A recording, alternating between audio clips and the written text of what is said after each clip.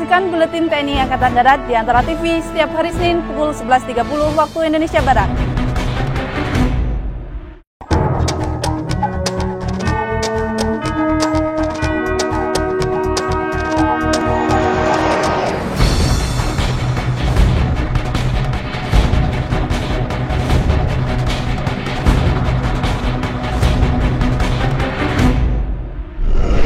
Selamat siang pemirsa, Buletin TNI Angkatan Darat kembali hadir ke hadapan Anda, edisi 19 Oktober 2015, bersama saya, Serdakwat Lydia, dan rekan saya, Serdakwat Feni Grace. Selama 30 menit ke depan, kami akan informasikan berita di segmen 1, dialog di segmen 2, dan feature serta serba-serbi di segmen 3. Pemirsa, kami awali berita di segmen 1. TNI Angkatan Darat bekerjasama dengan Universitas Indonesia menggelar seminar tentang pembinaan teritorial di kampus Universitas Indonesia, Depok, Kamis lalu. Berikut liputannya. Seminar mengusung tema mewujudkan sistem pertahanan semesta yang tangguh melalui penguatan peran pembinaan teritorial TNI dalam membantu menyiapkan kekuatan pertahanan negara. Kepala Staf Angkatan Darat Kasat Jenderal TNI Mulyono sebagai pembicara utama menegaskan, tantangan pembinaan teritorial ke depan sangat kompleks dan rumit. Berbagai persoalan hadir tidak lagi hanya fokus terhadap ancaman militer, tetapi juga situasi keamanan global dan regional yang terancam atas kepentingan perebutan sumber-sumber energi, mineral, pangan, dan air. Menurut Kasat, strategi yang digunakan tidak melulu berbasiskan militer tetapi melalui peran asimetris, perang hibrida, dan perang by proxy. Saat ini Indonesia sudah berada pada front ketiga model perang baru tersebut. Jenderal TNI Mulyono menegaskan, dengan kompleks dan rumitnya tentang ke depan, maka perlu dilakukan pembinaan teritorial secara tepat, agar ke depan pembinaan teritorial semakin kuat dan tangguh. Kasat mengatakan, kegiatan ini untuk mensinergikan kekuatan antara TNI dan pemerintah serta masyarakat. Diharapkan tidak ada lagi penafsiran yang berbeda tentang pembinaan teritorial. Dunia kampus sangat berperan untuk memberikan pemahaman terhadap rakyat akan pentingnya pembinaan teritorial yang tangguh. Seminar ini bertujuan menyamakan persepsi, pola pikir yang komprehensif, objektif, dan cara bertindak proporsional bagi penggiat teritorial, menyusun draft regulasi yang menjabarkan tentang tugas pokok TNI sesuai dengan Undang-Undang Nomor 34 Tahun 2004 dalam membantu pemerintah. Selain itu juga menyampaikan gagasan blueprint sistem pertahanan semesta yang tangguh dan dapat dijadikan pedoman oleh seluruh komponen bangsa, memperkuat penataan komponen cadangan dan komponen pendukung dalam rangka penguatan sistem pertahanan semesta, dan membahas alternatif dan solusi dalam menghadapi perang asimetris dan proxy war oleh seluruh komponen bangsa.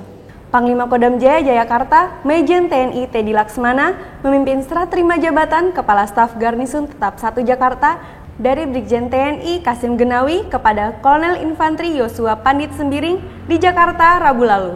Berikut liputannya. Panglima Kodam Jaya Jayakarta sebagai Komandan Garnisun Tetap 1 Jakarta, Mayor Jenderal TNI Teddy Laksmana mengatakan, serah terima jabatan di lingkungan TNI adalah hal yang biasa dilakukan karena kebutuhan organisasi dan pembinaan karir bagi personil TNI. Menurutnya, pembinaan dan pengelolaan terkait pendayagunaan seluruh jajaran Garnisun Tetap 1 Jakarta dalam tugas-tugas protokoler, penegakan hukum, disiplin, dan tata tertib prajurit TNI di wilayah Jakarta dan sekitarnya yang selama ini dilakukan telah memberikan kontribusi positif dalam meningkatkan citra TNI di mata masyarakat. Mayor Jenderal TNI Teddy Laksmana menegaskan, Komando Garnisun Tetap 1 Jakarta telah mampu menampilkan kesiapsiagaan operasional dalam melaksanakan amanah penugasan yang diembankan oleh pemerintah, bangsa, dan negara. Kesiapsiagaan ini merupakan peran pengabdian dan kepemimpinan para pendahulu Kepala Staf Garnisun Tetap 1 Jakarta yang secara berkesinambungan terus dilanjutkan. Kepala Staf Angkatan Darat, Kasat Jenderal TNI Mulyono menerima laporan kenaikan pangkat 6 perwira tinggi di Markas Besar Angkatan Darat, Jakarta, Kamis lalu. Berikut liputannya. 6 perwira tinggi yang melapor atas kenaikan pangkatnya, masing-masing Mayor Jenderal TNI Tatang Sulaiman, Mayor Jenderal TNI Emak Saizili, Brigadir Jenderal TNI Mas'ud Effendi Amin, Brigadir Jenderal TNI Sarung, Brigadir Jenderal TNI Suherman, dan Brigadir Jenderal TNI Yosua Pandit. Kasat Jenderal TNI Mulyono mengatakan kenaikan pangkat bukan merupakan pemberian begitu saja, tapi merupakan suatu proses kinerja sehingga kenaikan pangkat ini memotivasi semua prajurit TNI Angkatan Darat untuk bekerja keras dan memberikan yang terbaik. Menurut Kasat, tuntutan dan tantangan ke depan dihadapkan dengan situasi dan kondisi yang terjadi menuntut semua prajurit TNI Angkatan Darat untuk bekerja lebih baik lagi. Kasat juga mengucapkan terima kasih kepada para istri perwira tinggi yang naik pangkat karena perannya dalam mendampingi suka dan duka sehingga suami dipromosikan dan mendapatkan kenaikan pangkat. Pada kesempatan yang sama, Kasat Jenderal TNI Mulyono menerima atlet Olimpiade Militer yang baru saja kembali dari Korea Selatan. Kasat merasa bangga dan mengucapkan selamat kepada para atlet yang berprestasi di Olimpiade Militer Internasional. Kepada yang belum berprestasi, Kasat minta agar jangan berkecil hati karena sudah mendapatkan suatu pengalaman yang sangat berharga, yang dapat memotivasi agar tahun depan akan lebih baik lagi dari yang dicapai sekarang. Saksikan dialog di segmen 2, tetaplah di Buletin TNI Angkatan Darat.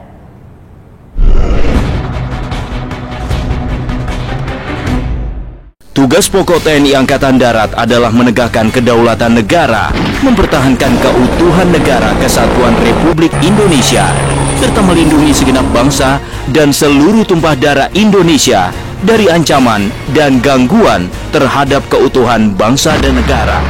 Berbuat yang terbaik, berani, tulus, dan ikhlas.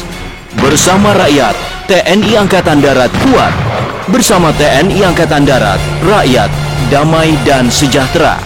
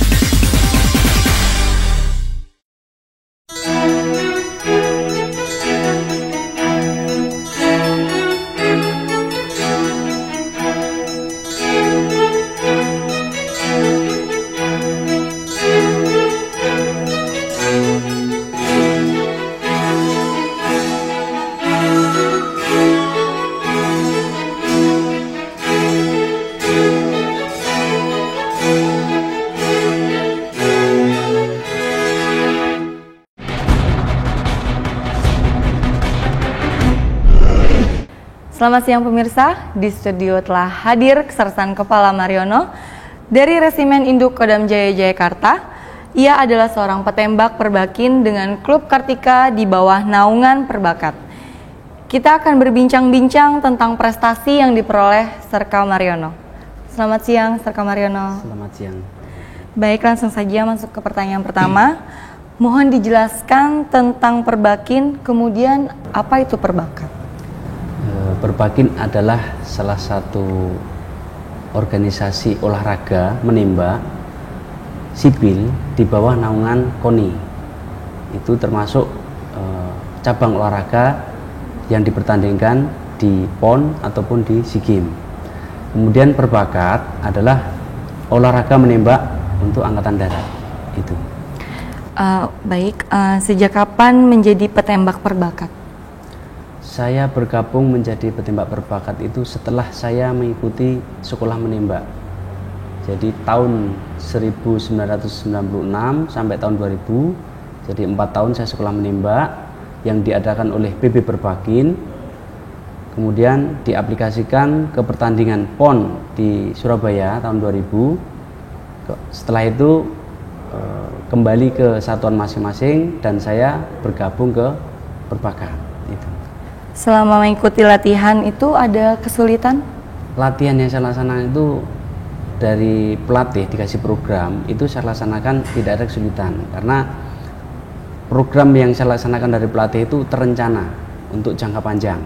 Jadi sudah dipersiapkan jauh-jauh sebelumnya. Program yang dilaksanakan bulan 1 ini, bulan 2 ini, bulan 3 ini semua ada tahap-tahapnya.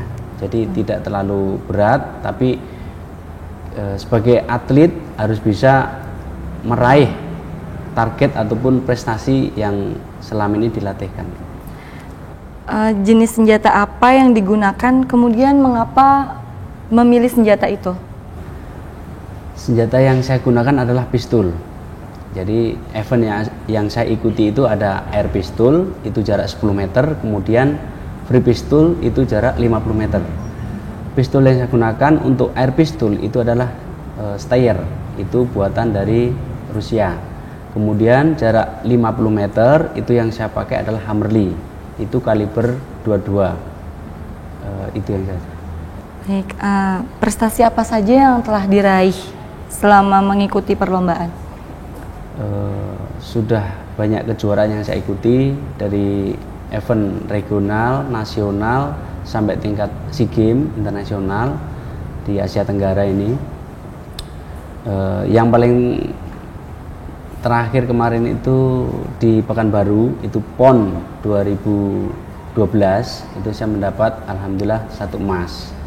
Nah, ke sini 2013 di Awang Faruk di Gubernur Cup Kalimantan Timur dapat juga medali. Kemudian di anniversary kemarin Oktober itu 2 emas dari event air pistol dapat nomor 1, free pistol juga nomor 1. Itu saingannya dari kalangan TNI atau dari ada kalangan lain? Untuk saingan penembak saya itu karena ini organisasi sipil, jadi itu semua kalangan masyarakat bisa ikut. Jadi ada yang dari Angkatan Darat, ada yang dari polisi, Angkatan Laut, kemudian yang masih kuliah ataupun yang masih sekolah pun ada. Berarti semua kalangan bisa mengikuti perlombaan bisa, ini? Karena ini adalah organisasi menembak di sipil yang di bawah naungan KONI. Begitu. Bagaimana mengatur jadwal latihan dengan tugas Serka Mariono sebagai seorang prajurit TNI Angkatan Darat? Ya.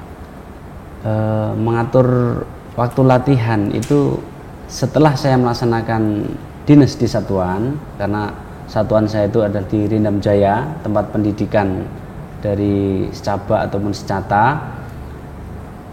Kebetulan jabatan saya di sana adalah komandan kelas. Selesai dinas itu jam 2 siang, itu saya langsung bergabung ke Senayan.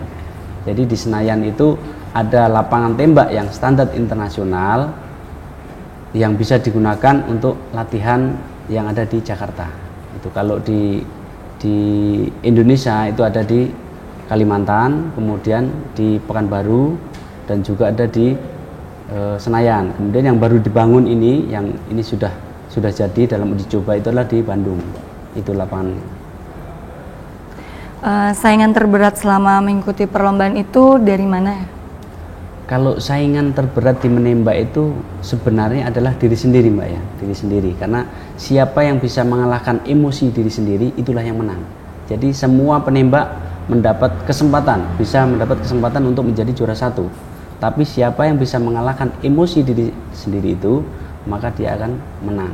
Tentunya didukung dengan latihan yang terencana tadi, terus sarana prasarana itu senjata yang bagus, terus ada pelatih yang profesional, itu sangat mendukung di kejuaraan itu. Apa nih Pak kisi-kisi untuk menjadi seorang petembak terbaik? Untuk menjadi petembak terbaik, ya menurut saya itu ada lima hal untuk menjadi orang bisa berprestasi.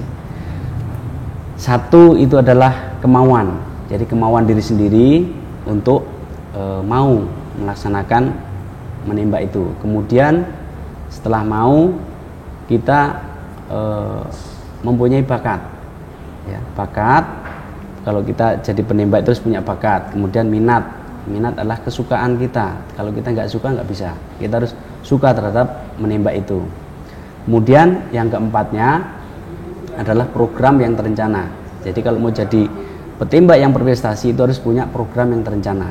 Jadi rencana jangka pendek, rencana jangka menengah, rencana jangka panjang, itu harus ada. Yang kelima adalah pelatih yang profesional.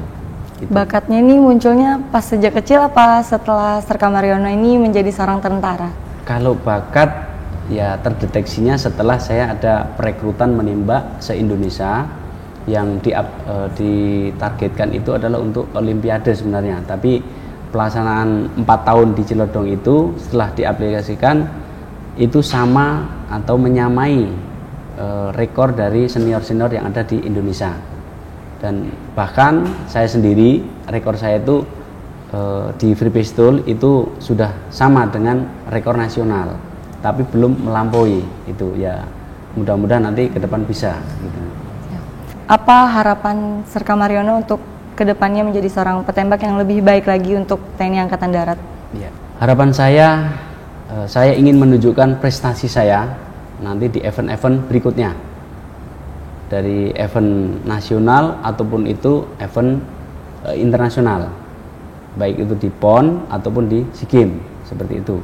Kemudian saya ingin ada generasi yang bisa meneruskan prestasi saya di event menembak ini dari Angkatan Darat.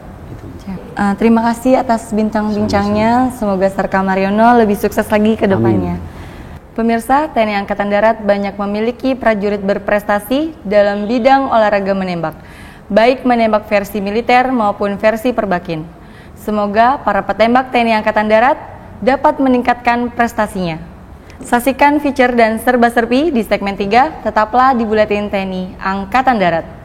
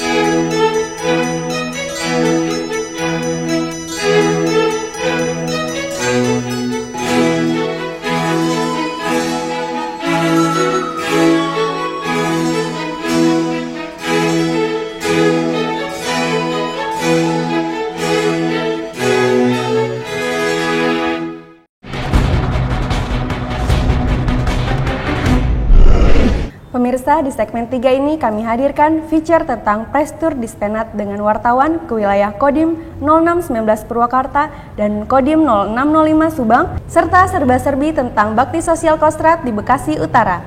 Berikut feature Prestur Dispenat.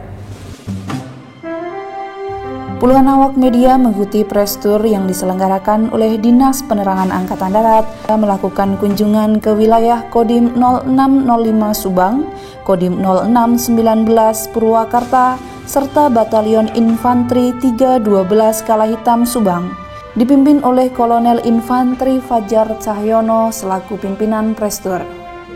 Sekitar pukul 10.00 waktu Indonesia Barat, peserta Prestur tiba di markas Kodim 0619 Purwakarta, disambut dengan hangat oleh Komandan Kodim Letkol Korps Zeni Cahyadi Amperawan, Kepala Staf Kodim Krismanto, dan para Komandan Koramil jajaran Kodim Purwakarta beserta staf Kodim lainnya.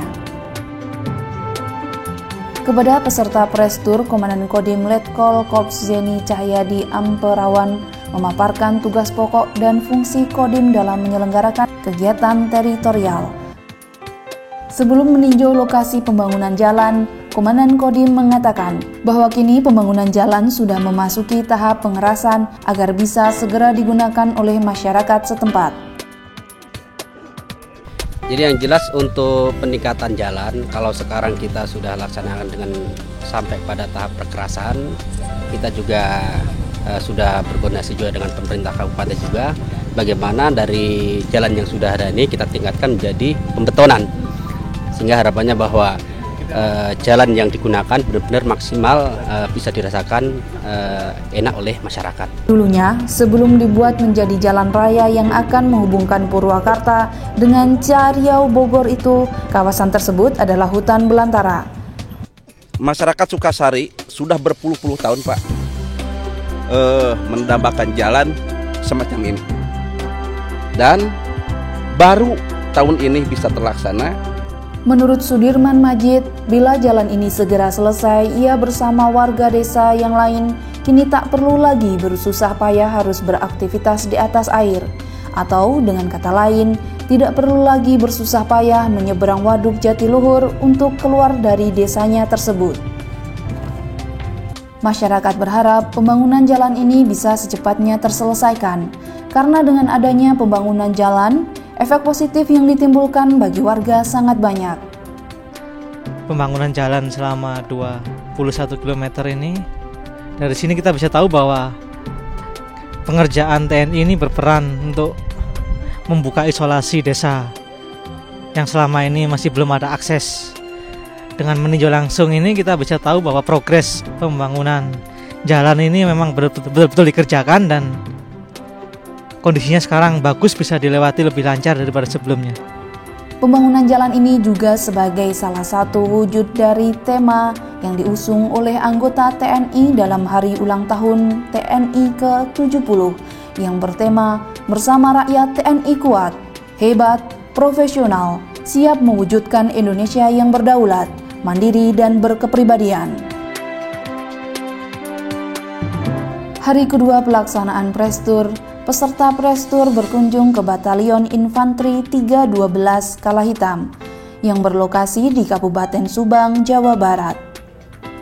Rombongan diterima oleh Wakil Komandan Batalion 312 Kala Hitam, Mayor Infanteri Catur Irawan, dan staf. Wakil Komandan Batalion mengajak peserta Prestur berkeliling kesatrian untuk melihat secara langsung aktivitas prajurit Batalion Infanteri 312 Kala Hitam di home base.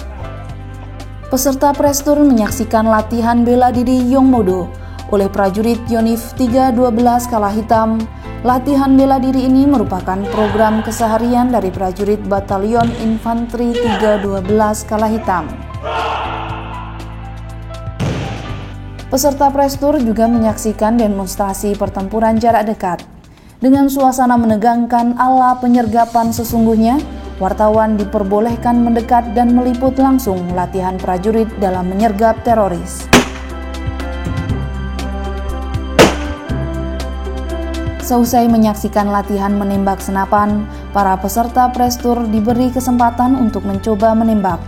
Setelah menerima pelajaran singkat menembak dan tindakan pengamanannya dari pelatih, puluhan jurnalis mencoba menembak senapan sesuai dengan prosedur yang berlaku dalam latihan menembak. Para prajurit keren banget, apalagi tadi pas ada kayak simulasi adegan teroris, itu keren banget. Itu udah kayak di film-film deh, udah keren banget itu. Salut deh buat anggota TNI. Usai mengunjungi Yonif 312 Kala Hitam, peserta Prestur juga mengunjungi lokasi pembuatan jalan yang diperkeras di Desa Manyeti, Kecamatan Dawuan, Subang, yang menjadi wilayah Kodim 0605 Subang. Rombongan diterima oleh Ketua DPRD Subang, Kasdim 0605 Subang, serta Camat Dawuan.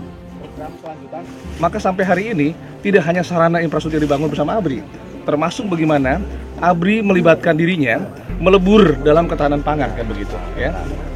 TNI Angkatan Darat melalui Komando Distrik Militer 0605 Subang ikut menjaga ketahanan pangan di Kecamatan Dawuan, Subang.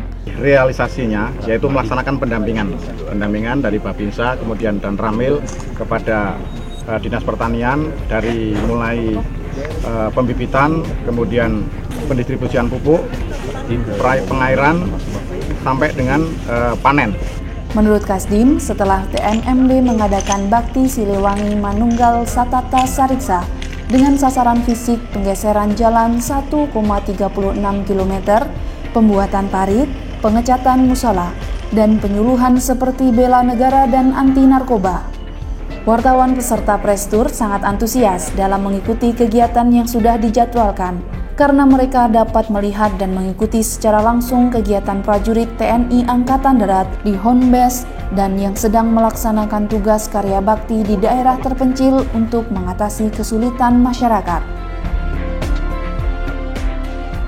Komando Cadangan Strategis Angkatan Darat, Kostrad, menggelar bakti sosial di Wisma Seroja Pondok Ungu, Bekasi Utara, Rabu lalu. Berikut liputannya. Bakti sosial yang digelar dalam rangka memperingati Hari Ulang Tahun ke-70 Tentara Nasional Indonesia berupa pengobatan massal dan bazar murah. Panglima Divisi Infanteri 1 Kostrad, Mayor Jenderal TNI Sudirman mengatakan, kegiatan ini merupakan bentuk kepekaan dan kepedulian warga Kostrad terhadap kesulitan yang dihadapi dan dirasakan oleh warga masyarakat, khususnya mantan pejuang Timor Timur beserta keluarganya. Menurutnya, kegiatan bakti sosial ini merupakan wujud nyata dari tekad dan semangat Kostrad dalam dharma baktinya kepada rakyat sebagai kekuatan prajurit TNI. Mayor Jenderal TNI Sudirman mengharapkan semakin mempererat jalinan silaturahmi dan semangat kekeluargaan prajurit Kostrad dengan para mantan pejuang Timor Timur beserta seluruh keluarganya. Kegiatan bakti sosial ini terselenggara atas kerjasama dengan PT Telkom Indonesia, Bank Mandiri, Arta Graha Peduli, PT Sinarmas, PT Indofood, PT Sumber Alam Sutra, dan Walubi.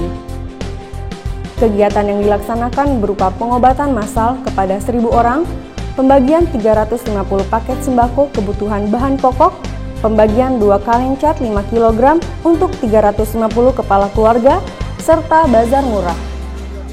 Pemirsa, demikian Buletin TNI Angkatan Darat edisi 19 Oktober 2015. Semoga informasi yang kami sampaikan dapat menambah pengetahuan dan meningkatkan rasa cinta kita kepada Negara Kesatuan Republik Indonesia. Saya Serdakwat Lydia dan rekan saya, Serdakwat Feni Grace, pamit dari hadapan Anda, sampai jumpa Senin depan. Salam.